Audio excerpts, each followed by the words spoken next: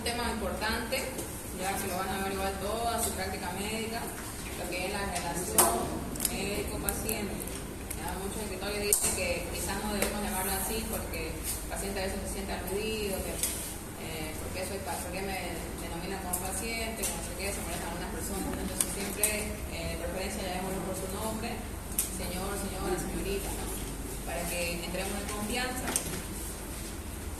La relación médico-paciente es el eje central del desempeño profesional. No solo nos implica a los médicos, sino también a todos los profesionales de la salud, ya tanto enfermeras, auxiliares, el fisioterapeuta, ya todos debemos tratar con la misma educación y el mismo nivel a los pacientes, ¿no?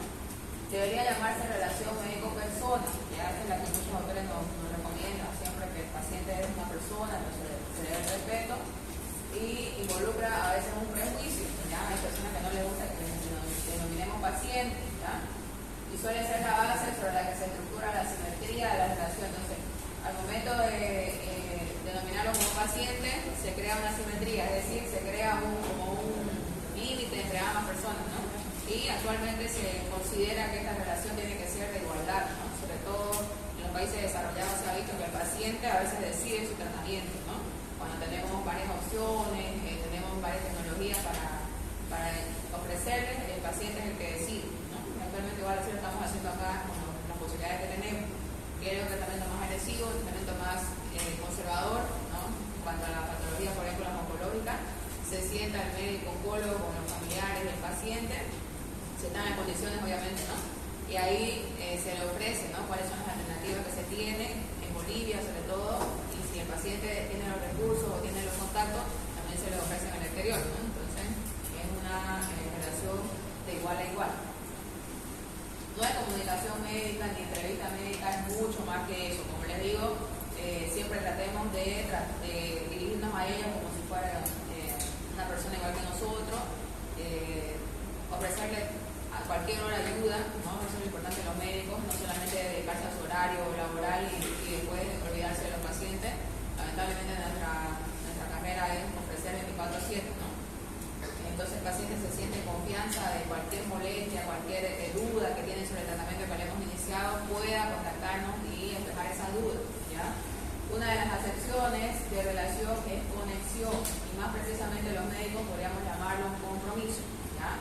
Cada paciente que llega a sus manos, asúmalo como un compromiso de aquí para toda su vida, ¿ya? Porque hay pacientes tan leales, como se dice, que toda tu vida te buscan, ¿ya? Yo tengo pacientes de que hice internado, de que hice residencia, me siguen buscando, entonces, y eso es lo que se quiere llegar, ¿ya? Desde que los conozcan de estudiantes, hasta internos y todo lo demás, internados van a ver que van a tener muchísimo contacto con los pacientes, ¿ya? Van a estar ahí viviendo en el hospital, entonces van a saber sobre su vida, sobre sus relaciones sociales, sus conexiones familiares, problemas y todo lo demás. Entonces el paciente está en confianza con nosotros y nos busca hasta después de mucho más, ¿no? Entonces este compromiso es netamente profesional, ¿ya? Entonces tampoco se vayan al otro extremo, que hay médicos que también llegan al otro extremo y piensan que pueden, digamos, entrometerse en la vida y lo demás, ¿no? Hasta se ha visto que hay relaciones entre pacientes y médicos, ¿no? Entonces eso también evitemos siempre dentro del marco de lo profesional, a través del juramento hipocrático. Ustedes cuando se gradúen van a jurar este protocolo, ¿no? Que implica que se van a comprometer aquí para toda su vida. También humano, a través del carácter netamente social de la medicina como ciencia, un concepto muy declamado en los discursos, pero poco llevado a la práctica, ¿no? Por el tiempo limitado que tenemos en la parte pública, el exceso de pacientes, se deteriora lo que es esta relación médico-paciente, ¿ya? Pero siempre que puedan, tómense el tiempo y háganlo con la calidad que merece el paciente. La relación médico-paciente está estructurada sobre el principio de la medicina como ciencia social, ¿ya? Entonces nuestra carrera no solamente es una ciencia humana, científica, también tenemos que desarrollar la parte social, ¿ya?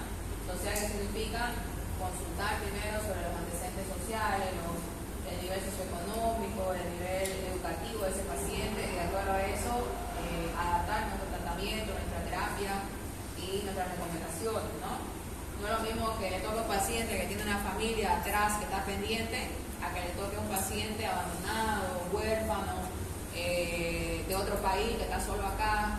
Entonces entonces él no va a tener el apoyo constante, se va a olvidar de sus medicamentos, quizás se va a confundir, no va a venir a su control, entonces ustedes tienen que tomar otras previsiones, ¿no? otras medidas.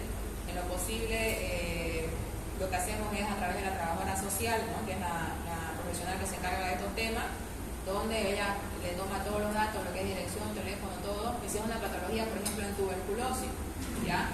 Tuberculosis no podemos dejar ir a los pacientes, tenemos que citarlos, ¿no? ¿Por qué? Porque tienen que tomar un tratamiento directamente supervisado, ¿no? Entonces, los pacientes vienen una vez a la semana a recoger su tratamiento para la semana, ¿ya? En algunos lugares, por ejemplo, que un centro de salud, que el paciente vive cerca del centro, se lo cita todos los días, ¿ya? Entonces tenemos que hacerle una cartilla para hacer el seguimiento y todos los días acude al centro de salud a tomarlo, ¿ya? Pero ahí es importante, por ejemplo, van a su casa, ¿no? Van a su casa del paciente, ven las condiciones en las que vive, con quién vive, qué profesión tiene, qué ocupación, y de acuerdo a eso lo citan en el centro, ¿ya? Pero hay otros pacientes, por ejemplo, los mañosos, los discapacitados, los que no tienen familia, que incluso la enfermera va hasta la casa a dejar el tratamiento y a ver qué toma, ¿ya? Porque esa es la premisa de tuberculosis, ¿no? Sabemos que si no toma un tratamiento completo van a venir las complicaciones y sobre todo que esa patología es infecto contagiosa, altamente contagiosa, ¿no? Entonces, si no controlamos ese caso activo, como se llama tuberculosis, vamos a tener muchísimos casos alrededor, ¿no? Sobre todo en ese barrio o ese lugar donde trabaja la persona. Entonces, lo que queremos es controlar el foco activo, el caso activo, ¿ya? Entonces, de eso también tenemos que ver la parte social. El fuerte desarrollo tecnológico del mediados del siglo pasado ha ido deteriorando esta relación, ¿no? Debido a que tenemos una computadora, tenemos todo digitalizado, entonces ya no le damos esa importancia, dando lugar a un fetichismo democrático. Quiere decir que los médicos se creen superiores a veces a los pacientes, ¿no? Que ha alejado el compromiso del médico con la persona, ¿ya? Entonces hay médicos que solamente lo toman ya, pase que tiene, vaya se tome esto, y acabó, ¿no? Pero no pregunta qué situaciones lo llevaron a esa patología, cómo es el hábito de vida. Además ha incrementado la simetría de la relación, ¿no? De un lado, parte del médico, todo el poder, toda la decisión y todo lo que quiera, ¿no? La jerarquía. Y por otro lado, el paciente sumiso, ¿no? Aquel paciente, sabemos que la mayoría de nuestra población no tiene un bajo nivel educativo, también las condiciones sociales no son muy buenas, entonces el paciente netamente se dedica a escuchar y a recibir lo que tiene que tomar, ¿no? Y muchas veces cometemos el error de no preguntarle si entendió, ¿ya? Me ha pasado que el paciente, cuando le pregunta, ¿entendió lo que le dije? Se queda callado, ¿no? Entonces, vean cómo es de importante el hacerse entender, el tomarse el tiempo de preguntar. ¿Por qué? Porque si él entendió, va a ser un buen tratamiento y nuestra patología va a ir bien, ¿no? Va a ir bien controlado. Pero si no entendió, lo va a tomar como sea, a veces van a venir hasta las hipoglicemias, ¿no? Por ejemplo, en diabetes hay medicamentos hipoglucemiantes y normoglucemiantes, ¿ya? Los normoglucemiantes normalmente no producen efectos adversos como la hipo, ¿ya? Pero los hipoglicemiantes son muy peligrosos, ¿ya? Si el paciente no desayuna, por ejemplo, y toma la glibenclamida, que es un hipoglicemiante, va a ir a la hipoglicemia a las 4 a 6 horas, ¿ya? Y si ese paciente vive solo, hasta lo van a encontrar en paro, ¿no? Entonces tenemos que tener en cuenta que entienda a qué hora lo va a tomar, la dosis, ¿ya? Y que vea qué medicamento es para que podamos estar tranquilos y indicarle como se debe, ¿no? Es así como los profesionales no escuchan ni hablan con sus pacientes, solo les muestran sus estudios en película. Entonces, de nada sirve mostrar una ecografía donde el paciente no va a entender nada de sus fotos ni nada, ¿no? Lo que tenemos que hacer es explicarle palabras sencillas, ¿ya? Evitemos, por ejemplo, decirle su cefalea va a mejorar, ¿no? ¿Por qué? Porque no va a entender y va a asumir que entiende y se va a ir sin entender nada y después va a decir, pero no me explicó nada el médico, ¿no? Entonces, dígale, ¿no? Su dolor de cabeza va a ir disminuyendo, va a tener paciencia, no va a ser un efecto rápido, siempre hay que explicar eso, ¿no?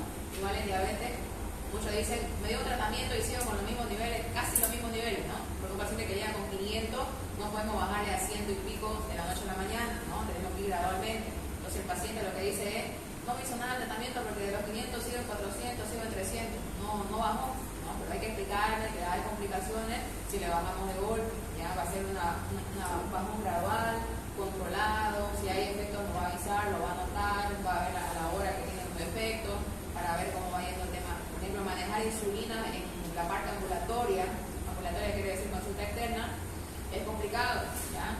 Tienen que sentarse con el paciente y ver cómo se va a administrar, ¿no? Primero, obviamente, explicarle y después ver cómo se está poniendo, no simplemente quedarse tranquilo a decir, sí, entendido, doctor, ¿ya? Pero otra cosa es que cargue las unidades, que se desinfecte bien la zona, que se aplique, ¿ya? Entonces, todo eso debemos explicar al paciente antes de iniciar un tratamiento con insulina. Nuestra interpretación de los hechos exige describir lo que nosotros llamamos dos paradigmas, ¿no? Paradigma quiere decir problema, problemática, ¿no? Sociológica, humanística y biomédica cientificista, que estructuran una forma de hacer y de ser de la relación del paciente, ¿ya? Entonces, la sociológica humanista vendrá por parte del paciente y lo biomédico cientificista por parte de nosotros, ¿no? Que se van a... O sea, imagínense el choque de ir al médico, ¿no? Paciente que está, digamos, en el campo, alejado de la tecnología, digamos, en su mundo, y venga al médico y escucha un montón de cosas que no entiende, de la noche a la mañana se va a estresar, se va a fatigar, ¿no? Entonces tenemos que explicar en palabras sencillas. Hay, por ejemplo, el caso de estudios complicados, ¿no? No había a veces como una tomografía y te dice el paciente, ¿qué tengo, doctora? Entonces ahí a mí me gusta hacerle dibujo, ¿no? Algo que él pueda relacionar, ¿no? Entonces lo más fácil posible para que ese paciente se vaya entendiendo lo que tiene y nos ayude en lo que es la adherencia al tratamiento, ¿no? ¿Saben qué es adherencia al tratamiento? Sí. ¿Verdad? ¿Quién habló por allá? ¿Ella? A ver. ¿Sin miedo? Que el paciente cumple con su tratamiento. Exacto, que lo entienda y lo cumpla, ¿no? Pero una cosa que lo cumpla y no sepa nada, y otra cosa que lo entienda y lo cumpla, ¿ya? Entonces, el éxito del médico se va a medir por la adherencia que el paciente tenga a su tratamiento, ¿ya? Quiere decir que cumpla al pie de la letra. Diga, doctora, me tomé mi metformina a 8 de la mañana, me tomé mi vitamina al mediodía en punto, y aquí están mis resultados. Y qué gratificante es ver que te llega una glicemia como vos querías, ¿ya? 126, 110, ¿ya? Porque sabemos que al diabético no podemos bajarle también a los valores normales, ¿no? ¿Cuánto es el valor normal de la glicemia según el último consenso de la Asociación Americana de Diabetes? 70, 99. Pecado que me digan 70, 100, ¿ya? Tenemos que estar actualizados en esa parte. ¿Saben los criterios ADA? Ya que estamos ahí, vamos a repasar, ¿ya? Lo que más se pregunta en el hospital, en la residencia y todo, es los criterios ADA de diabetes. Entonces, bueno, que lo sepan. ADA significa Asociación Americana de la Diabetes, ¿vale? Entonces, los criterios diagnósticos solamente son 4, ¿ya? Son facilitos. Y según esto, ustedes van a diagnosticar diabetes, ¿ya? Entonces, lo primero, la glicemia en ayunas. La famosa glicemia en ayunas, ¿no? ¿Ayuno de cuánto es válido para que hagamos una glicemia en ayunas? No, ¿cuánto tiempo ayuno? 6 a 8 horas, ¿ya? Entonces hay que preguntarle, por ejemplo, hay pacientes que se comieron un churrasco a la medianoche y se van según en ayuno. Y ese laboratorio lo toman a las 6. Digamos que a las 6 es lo mínimo, ¿eh? Pero a veces no es tan fidedigno, por eso preferimos las 8 horas, ¿ya? Eso explíquenle. Si le van a pedir laboratorio de control, díganle que la noche antes tienen hasta las 10 de la noche y de ahí no coman nada, ¿ya? Para que esto sea diagnóstico, tiene que ser mayor o igual a 126 miligramos de cilindro. Siempre acostúmbrense a poner unidades de los laboratorios, ¿ya? Porque varían las unidades. Entonces tenemos que manejarnos por una universal. Y esta no solo una, sino 2, ¿ya? 2 tomas. Quiere decir que si le llegó ahora con 140 en ayunas, no van a hacer diagnóstico, lo van a necesitar aquí 2 días, por lo menos, ¿ya? Y si ese le sigue mayor a 126, ahí recién hace su diagnóstico de diabetes, ¿ya? Entonces 2 tomas de glicemia en ayunas mayores o iguales a 126, pero que cumpla esto de 6 a 8 horas, ¿ya? La segunda, la glicemia al azar. ¿Qué significa glicemia al azar? En cualquier momento del día, ¿ya? Puede ser que haya almorzado recién, que no haya almorzado, que no sé qué, y ustedes pueden hacer una glicemia. Puede ser esos pacientes, por ejemplo, que llegan a la emergencia, doloridos y todo lo demás, no podemos esperar a estar en ayuda, ¿no? Entonces le tomamos ese rato, pero tiene una premisa igual, ¿no? Mayor o igual a 200 miligramos de cilindro, pero este igual tiene que ser acompañado de algo, más síntomas. ¿Cuáles son los síntomas de compensación diabética? lo típico que conocen todos, ¿no? Las 5 P. Poliuria, polifagia, polipsia, ¿qué más? Pérdida de peso, sí. Se añadió prurito, ¿no? En el último congreso. ¿Ya? Prurito generalizado. Pocos pacientes lo tienen, pero también apoya a estos diagnósticos, ¿ya? Entonces, si encuentran una glicemia de 220, pregúntenle si tienen síntomas, ¿ya? Si no hay síntomas, entonces hay que buscar otra causa de esa hiperglicemia. ¿Qué causa de hiperglicemia conocen? Fisiológica. ¿Vale? El estrés puede ser que estaba pasando, no sé, un duelo, un examen final, cosas así, ¿no? Es muy fuerte. ¿Qué más? Digamos que forma parte de la diabetes. ¿Qué más? Algo que te eleve el azúcar y no sea diabetes. O sea, no esté en el contexto de diabetes. Dijimos algunos fármacos, ¿no? ¿Cuál? Los glucocorticoides. No falta la señora que lo ve en la cadera, va a la farmacia, le coloca una Dexa, le coloca una, ¿qué más le coloca? Una hidrocortisona, ¿ya? Y a los 2 días de hacer glicemia está en 250. Pero vos le preguntás, ¿tiene hambre? ¿Tiene sed? ¿Está yendo al baño muchas veces? No, tenía todo. Entonces hay que investigar igual el antecedente del corticoide, ¿ya? ¿Qué más? Otra cosa que te debe la glicemia. La famosa sepsis. ¿Han escuchado de sepsis, no? La respuesta generalizada o exagerada, un poco infecciosa, ¿no? El último concepto. Entonces, igual, ¿no? Ahí si está con unos leucocitos de 31.000, fiebre de 39, taquicardio, taquinéico y todos los criterios de sepsis, puede que tenga hiperglicemia, ¿ya? No lo van a diagnosticar de diabetes de cerrar, tienen que esperar que pase el proceso infeccioso y después de unas 2 semanas por lo menos recién le pueden hacer una glicemia, ¿ya? Para que sea diagnóstico de diabetes. Igual la pancreatitis, no se olviden, ¿no? La pancreatitis cursan con hiperglicemia y no necesariamente son diabetes, ¿ya? Entonces siempre pregunten esa parte. El tercer criterio, ¿quién sabe qué significa esto? Pero la fracción aún no sé, ¿ya? Eso se van a acordar, por favor. ¿Por qué? Porque hay otras fracciones que no tienen nada que ver con glucosa, ¿ya? Y a veces los laboratorios solamente miden lo que es la hemoglobina glicosilada total, ¿ya? Y a veces diagnosticamos diabetes y no son realmente una diabetes, ¿ya? Entonces siempre se ha visto o se ha recomendado que pidamos así, ¿ya? Glicemia A1C mayor o igual a 6,5%, ¿ya? Se mide en porcentaje. ¿Qué significa la hemoglobina glicosilada? ¿Más fuerte? Recoge los niveles de glucosa de la población. Perfecto. Entonces, con la glicosilada nosotros vamos a detectar a los mentirosos, ¿no ves? Porque nos faltan los pacientes que te dicen, no no soy, yo me cuido, no sé qué, mi azúcar está normal. Bien, le hacemos la glicosilada y le salen 8. ¿Ya? Entonces, pero obviamente no se van a olvidar de pedir así, ¿no ves? Porque si pedimos solamente la total, obviamente no va a salir antes y ahí podemos dar pasos positivos que se llaman, ¿no? Entonces siempre pedámoslo así con esa premisa, ¿ya? Con esa fracción. Y si te llega a volver a 6,5, es diagnosticado de diabetes, lamentablemente, la que te niega el paciente, algunos no aceptan, ¿no? Te dicen, no soy doctora, mi azúcar está normal, no sé qué, ¿ya? Pero ustedes al recibir ese laboratorio ya nomás pueden diagnosticar tranquilamente, ¿ya? Y por último, la prueba de tolerancia a la glucosa oral. ¿Saben cómo se realiza esta? A ver, ¿alguien dice nada? ¿Cómo se realiza la prueba de tolerancia a la glucosa oral? Se le da de ingerir al paciente 75 gramos de glucosa anhidra de sonorilo, ¿no?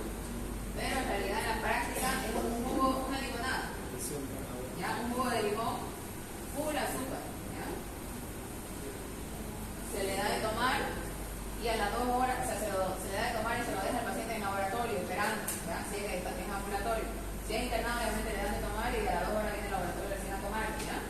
Entonces, después de 2 horas de tomar esta preparación, se toma la glicemia y tiene que estar mayor o igual a 200, ¿ya?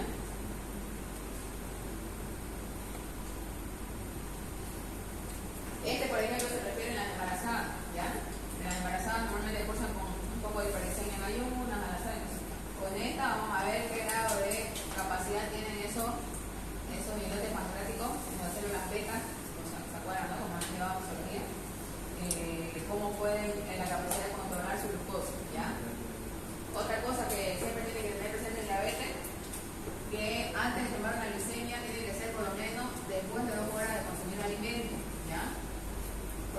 porcentaje del tiempo que le damos al organismo de poder compensar a los niveles de hiperglicemia, ¿ya? Nunca tiene de comer y tomarle inmediatamente porque obviamente siempre va a estar con hiperglicemia, ¿no? Porque el alimento va a elevar. Pero después de 2 horas es el tiempo ideal para poder iniciar o tomar un control, ¿ya? Por eso en los controles seriados que tomamos en el hospital le ponemos en horario después de 2 horas, ¿no? O en ayuna o después de 2 horas de alimento. Entonces no se olvidan de memoria esto, ¿no ves? Preguntas de residencia, de internado, de estudiantes, de parciales, todo.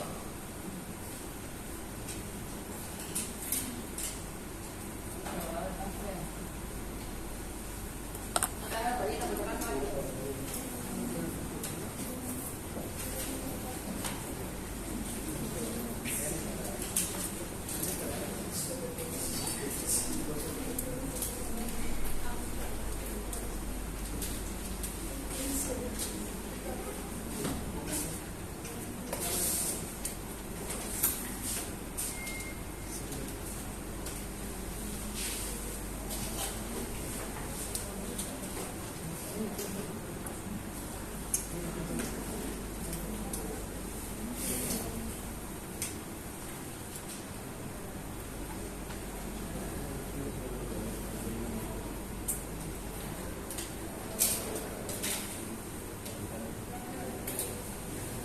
Entonces, ser médico no solo es dominar un saber, o sea, el conocimiento teórico o una tecnología como son los equipos y todo lo demás, sino también hacerse cargo de los valores y preocupaciones de las personas, ¿ya? Tratar de intervenir también en esa parte.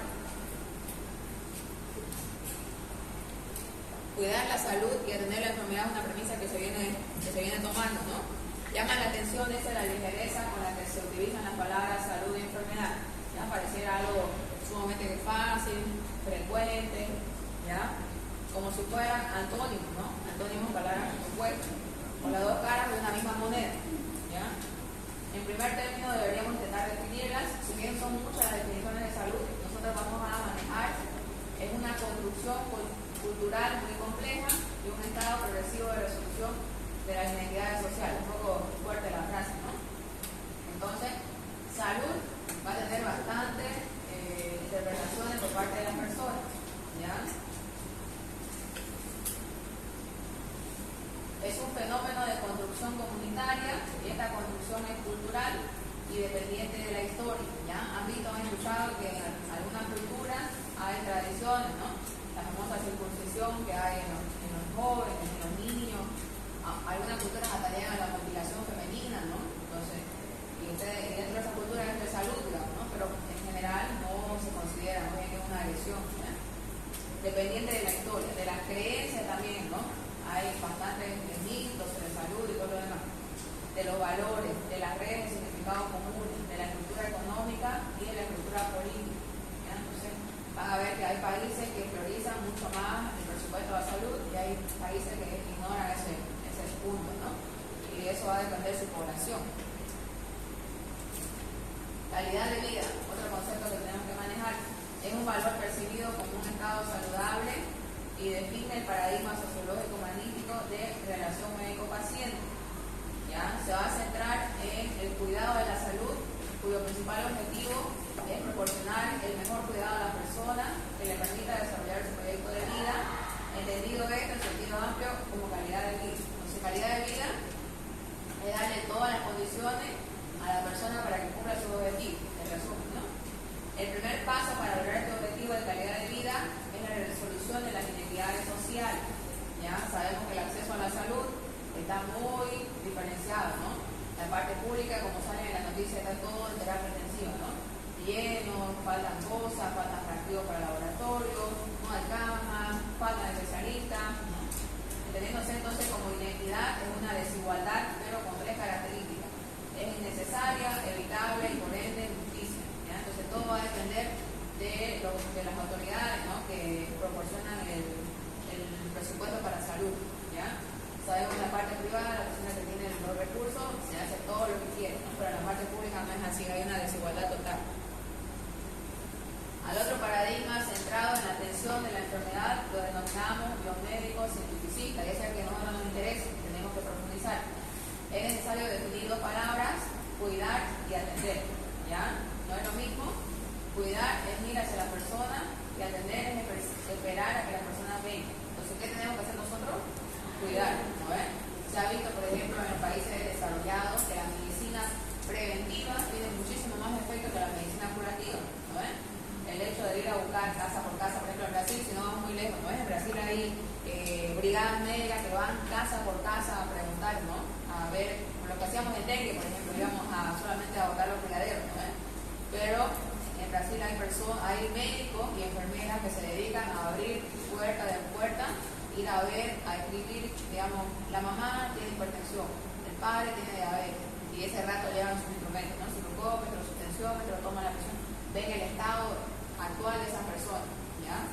Si hay un abuelo, mucho más, le toman lo más detallistas posibles. Si hay perros, están vacunados o no están vacunados, los criaderos, famosos criaderos del mosquito, las condiciones sociales, los niños van al colegio, las personas a qué se dedican, todos los aspectos, ¿no? Entonces eso es lo que nos falta a nosotros, ¿ya? Si bien actualmente tenemos esas brigadas de médicos en salud, ¿no? Pero más que todo en provincia, nos falta muchísimo desarrollar en medicina preventiva, ¿ya? Porque si detectamos, por ejemplo, una prediabetes, sabemos que solamente con cambios de hábitos de vida vamos a evitar que sea diabética esa persona, ¿no? Y ahí nos ahorramos mucho dinero, nos ahorramos complicaciones a largo plazo, a corto plazo, ¿ya? Entonces eso debemos desarrollar en nuestro país. Tenemos que ir a ver a las personas a atender. La salud es una construcción cultural muy compleja, es un estado progresivo de resolución de las necesidades sociales. Entonces nosotros debemos profundizar siempre a partir de los gobiernos. Enfermedad entonces constituye el otro polo del problema. Término de etimología hebrea que significa debilidad, lo que implica una definición mecanicista centrada en lo biológico. Entonces, en este concepto, por ejemplo, solo se dedica a la parte biológica, pero sabemos que hay enfermedades mentales, ¿no? Hay enfermedades igual sociales, ¿no? Que tienen que ver con el medio que los rodea. Entonces, la enfermedad es la circunstancia personal que interrumpe el proyecto de vida, ¿no? Nos ha pasado a todos, estamos, no sé, preparándonos para algo, para un examen, que nos resfriamos, tiene una anemia, un montón de problemas, ¿no? Entonces nos interrumpe lo que es nuestro proyecto de vida. Y sobre todo, este proyecto de vida, ¿cuál? Ah, ¿verdad? Me olvidé.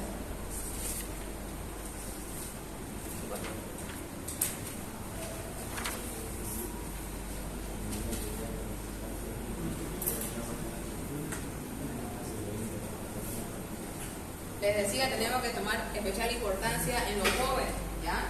Por ejemplo, si tenemos un paciente joven que está con riesgo de vida, si tenemos una persona de 60 años que igual está con el mismo riesgo, tenemos que priorizar, ¿no? Ahí, por ejemplo, los espacios de terapia intensiva son muy reducidos, entonces siempre, por ejemplo, a mí me toca ver pacientes que están candidatos a terapia, entonces tenemos que priorizar la edad, ¿ya? Lastimosamente algunos familiares nos van a tener ese problema, denunciar y todo lo demás, pero hay un protocolo ya de ingreso a terapia intensiva que está establecido que si la edad es recuperable, como se llama, priorizamos, ¿no? Siempre vamos a dar prioridad a un joven de 20 años frente a un señor de 60 años, ¿no? ¿Por qué? Porque hay muchas posibilidades de recuperación, va a quedar sin secuelas. Por ejemplo, en COVID hacíamos eso, ¿no? Si se complicaba uno de 20 años, al mismo tiempo que uno de 50, y había solo un espacio en terapia, ingresaba el de 20 años, ¿no? Paradigmas en la relación médico-paciente. Entonces, esta relación puede ser definida por 4 características que son diametralmente opuestas. En el sistema de atención a la enfermedad, la relación médico-paciente es biologicista, que son cuatro parámetros que vamos a medir, ¿ya? La parte biológica, la parte individual, pragmática, que vamos a ver qué es, y la parte autoritaria. Entonces, la relación médico-paciente es biologicista, ¿ya? Porque focaliza su atención en los órganos y sistemas, ¿ya? Entonces, comprendemos bien, sabemos que estamos estudiando cómo funcionan nuestros órganos, qué manifestaciones nos dan a nivel del exterior para que podamos nosotros revisar, ¿no? El objetivo de la semiología.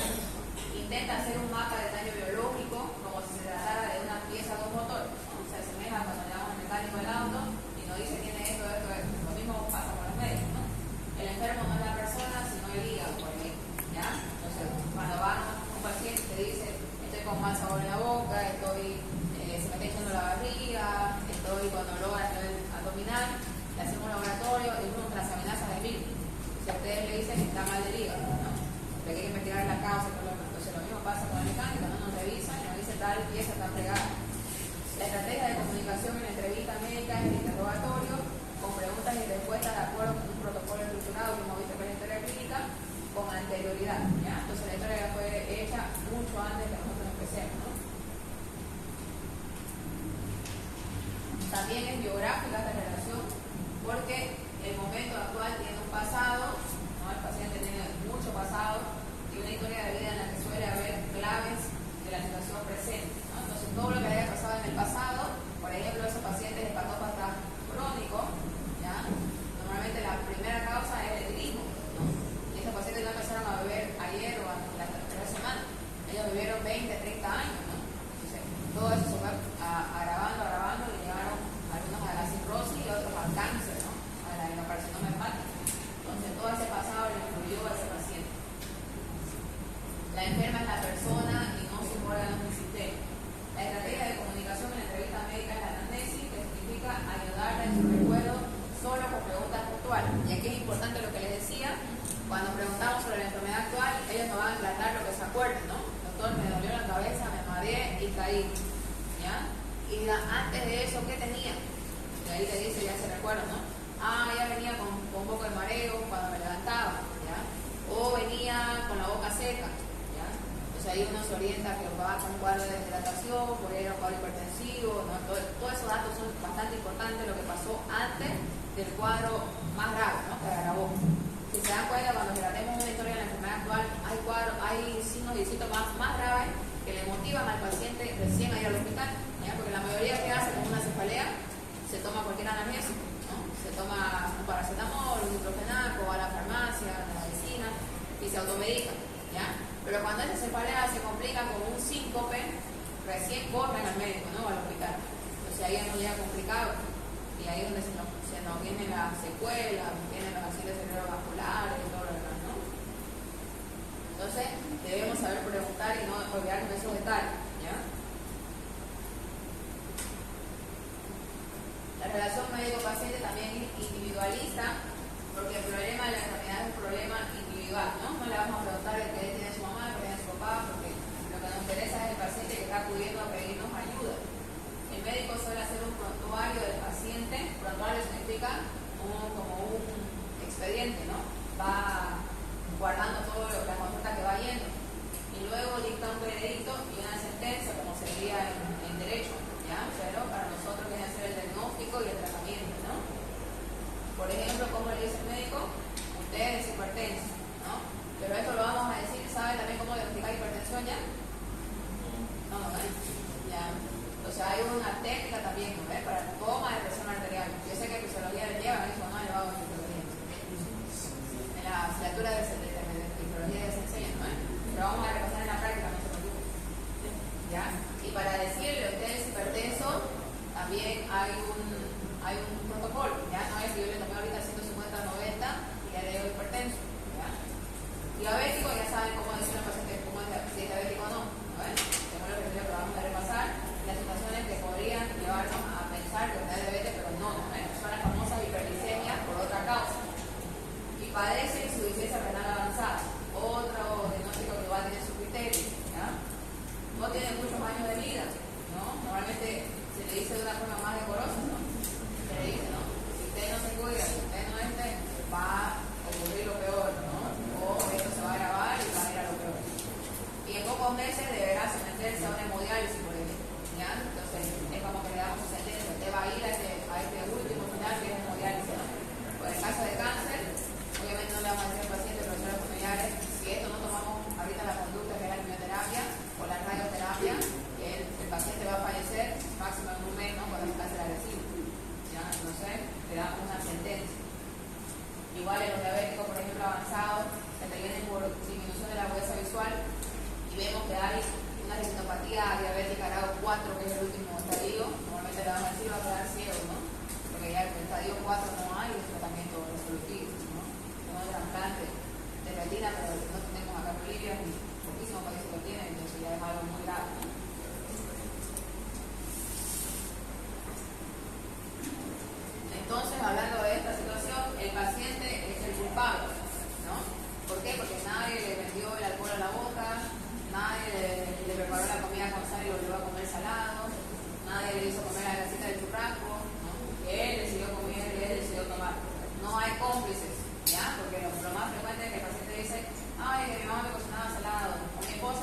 llevaba a beber, ¿no? Él decidió, él se complicó, él se consumió. No hay un contexto social, ¿ya? Y los hábitos del estilo de vida que llevaron a esa situación son perversiones personales, ¿no? Entonces cada uno decide cómo quiere que sea su vejez, ¿no? La atención está centrada en las consecuencias y no en las causas, ¿ya? También hay personas que les gusta desvelarse bastante, ¿no? Que ellos vienen con alteración del ciclo circadiano, mayor liberación de cortisol, y con eso también lleva lo que es la hipertensión y la diabetes, ¿no? Ellos dicen, no, yo no tomo bebidas alcohólicas, yo hago ejercicio, no sé qué, me cuido. ¿A qué hora duerme? A las 2 de la mañana. Entonces ya tiene un factor de riesgo para hacer tanto hipertensión como diabetes, ¿no?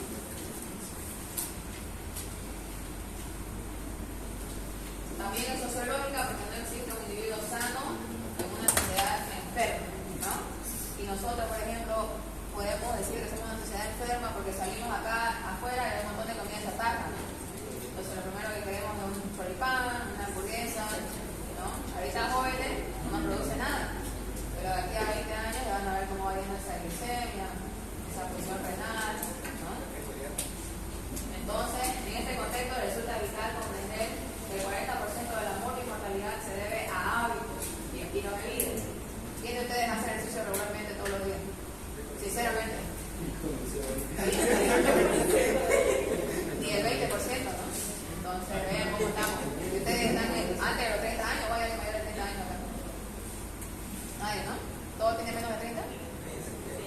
Bien, entonces, ya ven, el 20% es una media de unos 100 que puede haber acá. Solo el 20% hace ejercicio.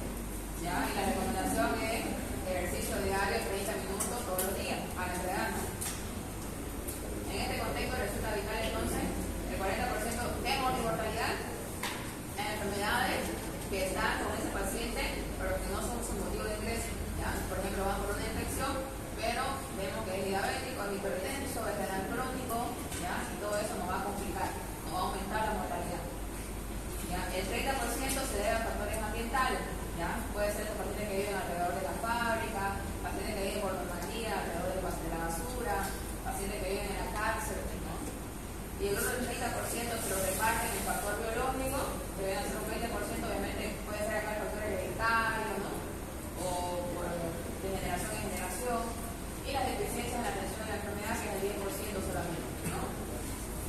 Entonces vean cómo nosotros mismos nos provocamos la enfermedad.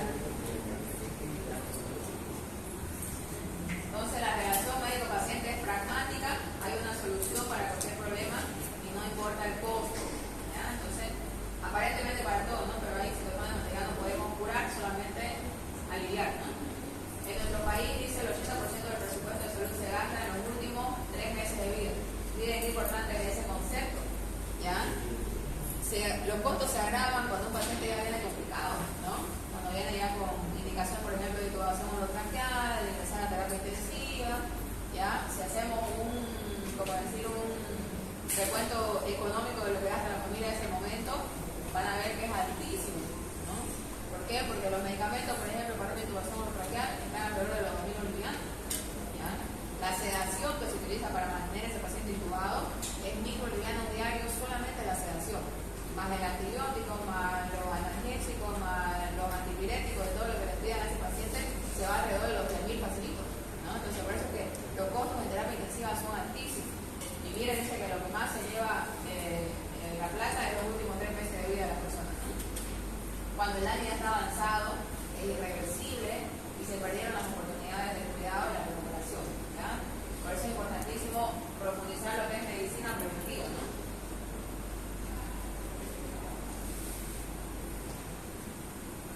También dice que la relación médico-paciente es dogmática, basada en el dogma que surge de la etimología de la palabra médica.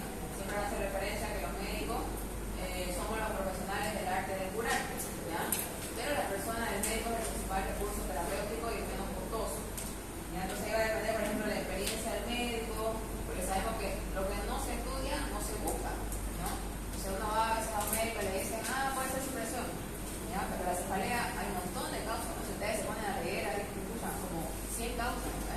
Entonces, ¿de qué depende el éxito del tratamiento también? De la experiencia del médico. No, experiencia no significa que tengas 40, 50 años. La experiencia significa que hayas leído, sospeché y lo busqué, ¿no? Por eso le digo, o le recomiendo siempre a mis estudiantes y a todos los que llegan detrás de mí,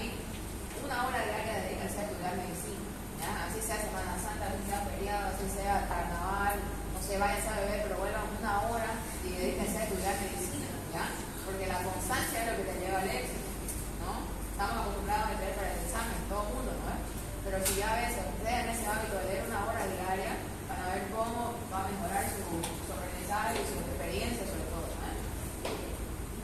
Entonces, investiga cómo el paciente simboliza su enfermedad, ¿ya? Simboliza quiere decir lo va a asemejar a algo, ¿no?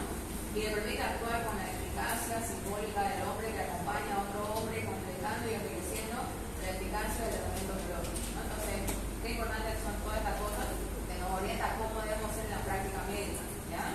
Siempre sospechar y buscar. Por ejemplo, lupus. Lupus es bastante chiste y meme que dice todo puede ser lupus, ¿no ves? Y es verdad, porque una simple cefalea puede ser lupus, una artralgia, una úlcera oral, cualquier cosa, ¿no ves? ¿Por qué? Porque lupus es la más, ¿cómo le dicen? La que más parece a otra enfermedad, ¿no ves? Se asemeja o se camufla como otra enfermedad, ¿ya? Entonces se transforma.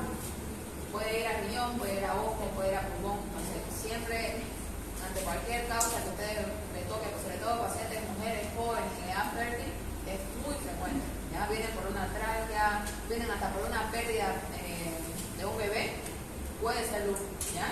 ¿Por qué? Porque hay un síndrome que va junto con el lupus, que es los síndromes antifosfolípidos, que se caracteriza por pérdidas constantes de bebés, ¿no?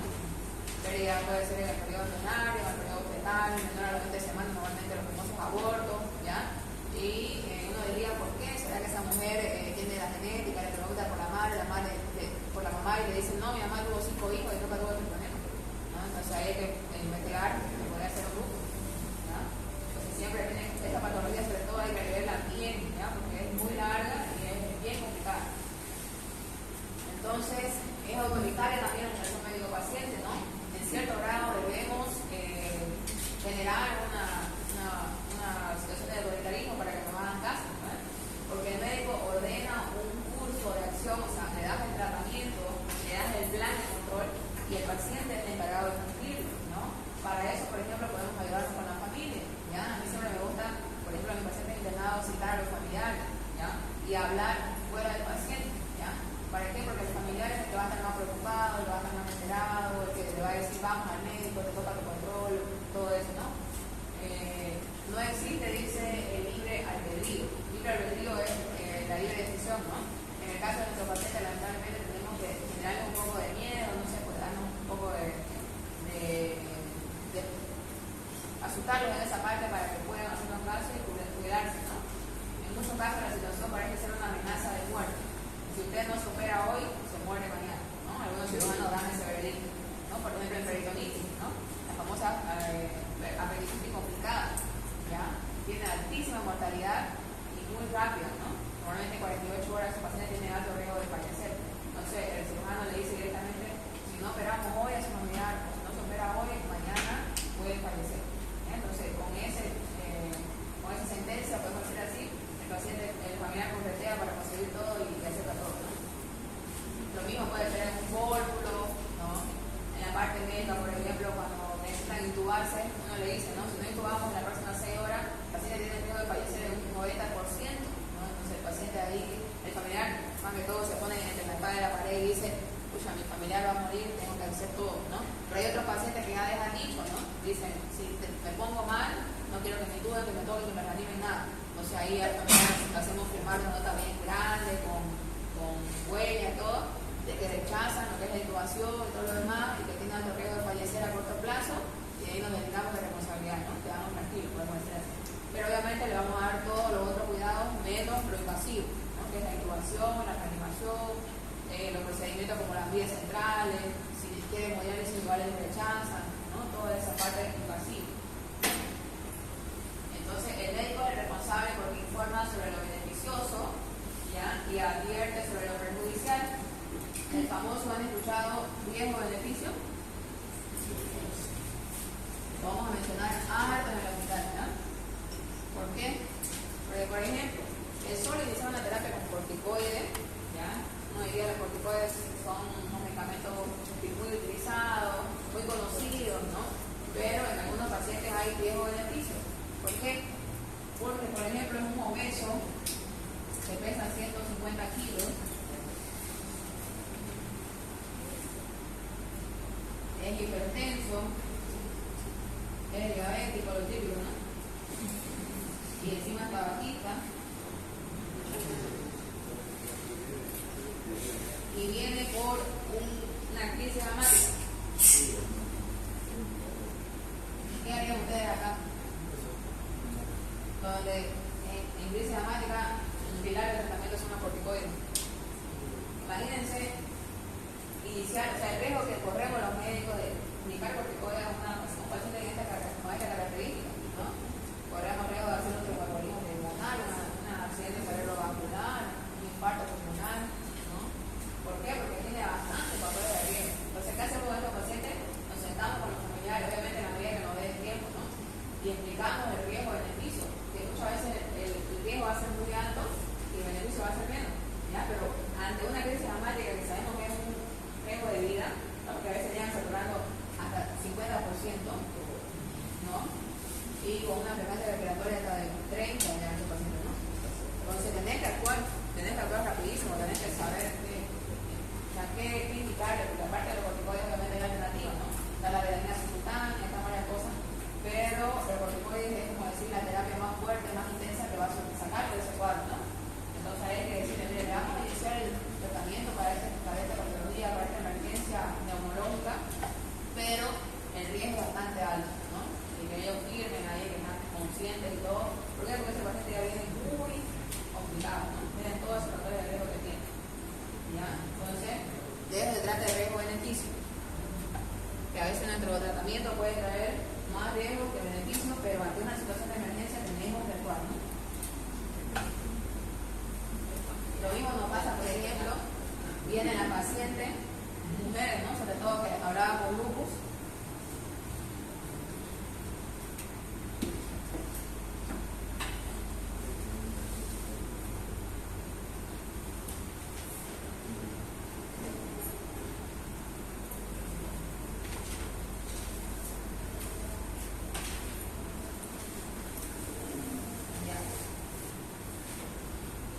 Una mujer igual obesa,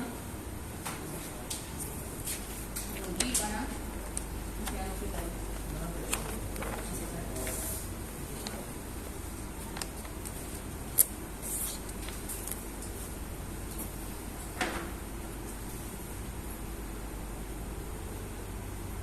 ¿qué significa multípara? ¿Cómo? A ver, levanta la mano. ¿Cuánto? Más de 6, ¿no? Sí.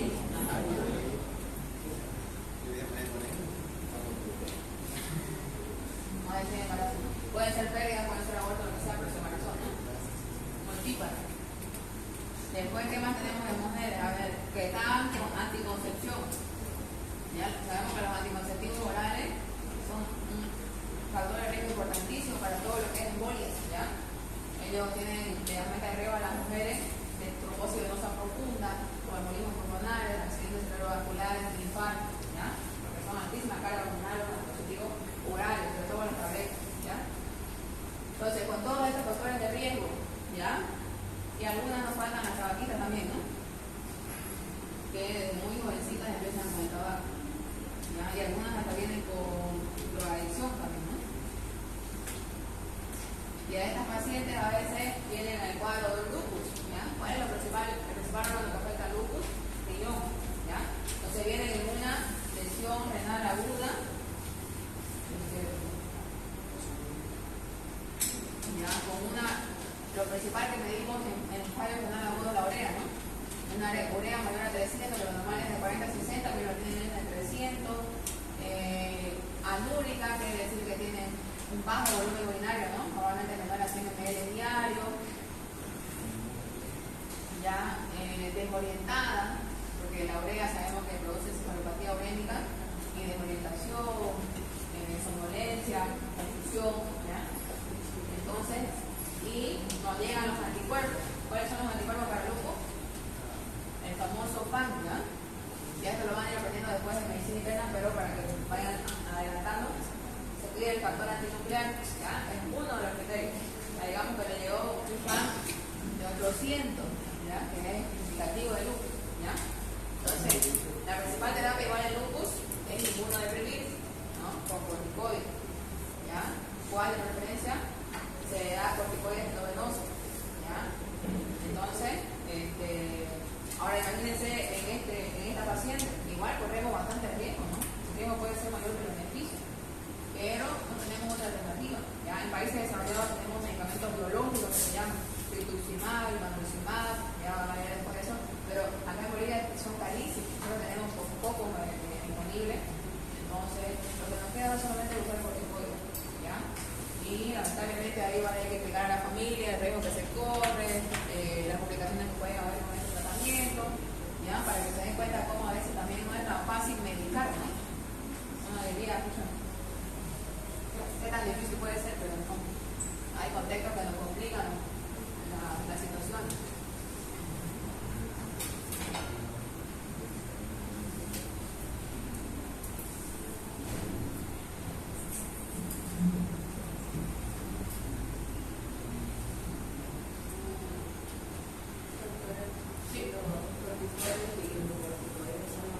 Sí, lo mismo.